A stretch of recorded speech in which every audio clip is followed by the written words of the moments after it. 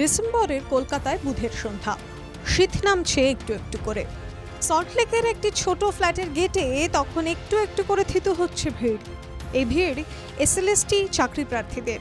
ভিড়ের থেকেই করুন আরতি, বিচার চেয়ে আপনার কাছে এসেছি, কিছু করুন। আইনি জটিলতা নেই আমাদের, কিন্তু সরকার কর্তৃপক্ষ আমাদের দিতে চাইছে না। আমাদেরকে এই একটা স্যারের কাছে এসেছি আমাদের যাতে দ্রুত নিয়োগ হয়, মানে এই আইনি জট কাটিয়ে। আমাদের আইনি জট কিছুই নেই, সরকার আটকে রেখেছে আমাদেরকে ইচ্ছে করে। হ্যাঁ, আমাদেরকে বলছে আমাদের জন্য কিছু একটা স্যার পদ বের করে দিক।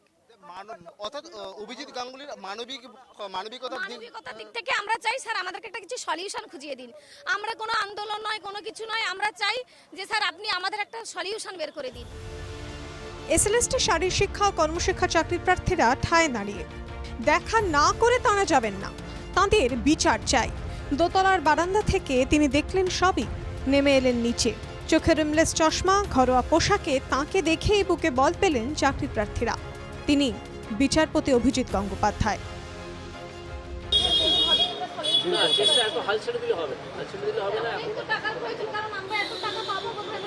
আপনি তাহলে যদি টাকা না থাকে তাহলে আপনারা লিগাল এইড বলে একটা ব্যবস্থা আছে, কলকাতা হাইকোর্টের আছে, আপনারা সেখানে চলে যান। ঠিক আছে, গিয়ে বলুন আমাদের হয়ে একজন আমাদের টাকা পয়সা নিয়ে আমরা এতদিন ধরে বেকার, আমাদের চাকরি হয়েও হচ্ছে।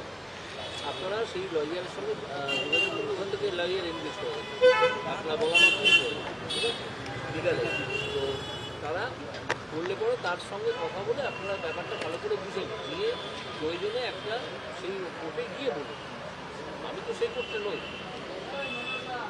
আমি তো আমাদের মানে আইডল আছে, সেই হিসাবে আমার সমাজে আইডল হিসেবে আমি না স্যার বাস্তবে আমরা সেটা আমাদের অনেক শুধুমাত্র আপনাদের সঙ্গে সিম্প্যাথি থাকতে পারে, সিম্প্যাথি আছে। আপনারা বেকার যুবক যুবতী, আপনাদের প্রতি আমার সম্পূর্ণ সিম্প্যাথি আছে, কিন্তু আমার তো কাজের একটা ক্ষেত্র আছে, সেই গুন্ডির বাইরে তো আমি যেতে পারবো না। নিয়োগ মামলার একাংশ থেকে সুপ্রিম কোর্টের নির্দেশেই সরেছেন বিচারপতি গঙ্গোপাধ্যায়। এসএলএসটি মামলাও তাঁর আওতায় আর নেই, তবুও তিনি যেন শহর থেকে একটু দূরে থাকা পাওয়ার স্টেশন।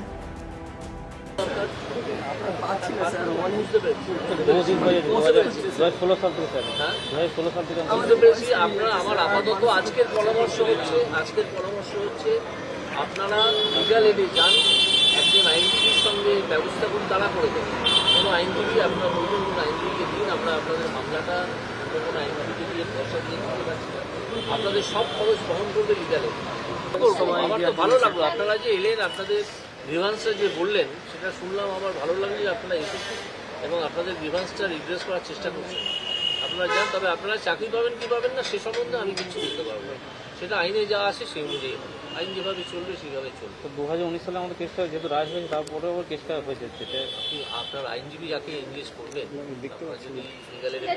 আমাদের যিনি বিচারপতি বিশ্বজিৎ বাবু ছিলেন, মানে বসু স্যার ছিলেন, উনি যদি একটু ভালো করে শুনতেন ম্যাটারটা, তাহলে এখানেই সলভটা হয়ে যেত। সেটাই উনি যে কোনো জজ যেমন আমরা শুনি ভালো করে খারাপ করে কেন ভালো করে শুনেছে, মানে আমাদের যেহেতু আগে জানি হয়ে গেছে এটা এক্ষুনি এটা এইভাবে আমি কিছু বলতে পারবো না।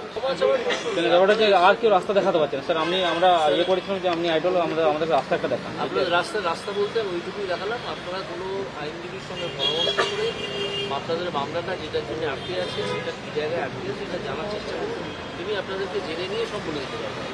বুঝলেন এইভাবে গল্প এই বুমটা অত নরবল দেখা যাচ্ছে আমার ক্যামেরায়, এনকে নামা মাইকটা খারাপভাবে নেবেন না, একদম না, একদম কোনো জায়গায় কোনো রাস্তা পাইনি বলে আপনারা মানে আমি যে দেশের নাগরিক, আপনারাও সেই আপনার যা যা কনস্টিটিউশনাল রাইট, লিগাল রাইট আমারও দায়িত্ব আছে। সুতরাং এখানে ভালোভাবে খারাপভাবে নেওয়ার কোনো প্রশ্ন নেই।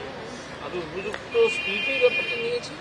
আপনারা এইভাবে কোনো আইনজীবীর সঙ্গে যোগাযোগ করে সিচুয়েশনটা কি সেটা আগে ভালো করে বুঝে নিন। সেটা না বুঝে নিয়ে কান্নাকাটি করলে তো লাভ হবে না, ধরে নিয়ে সেই মামলাটাকে লড়বে। এইটুকুই বললাম আর কি। দীর্ঘদিন ধরে পথে নেমেছেন 2016 সালের এসএলএসটি চাকরি প্রার্থীরা। তাঁদের মামলা এখন বিচারপতি বিশ্বজিৎ বসুর বিচারাধীন। প্যানেলে নাম থেকেও নিয়োগ এখনো হয়নি। বিচারপতি বসুর একটি নির্দেশেই এখনো থমকে নিয়োগ। রাজ্য বলছে নিয়োগ হবে, চাকরি প্রার্থীরা বলছেন আর কতদিনে। টানাপোড়েনের মধ্যেই বোধহয় আশার আলোর নাম বিচারপতি গঙ্গোপাধ্যায়, বলছেন চাকরি প্রার্থীরা। Bureau report, NKTV Bangla.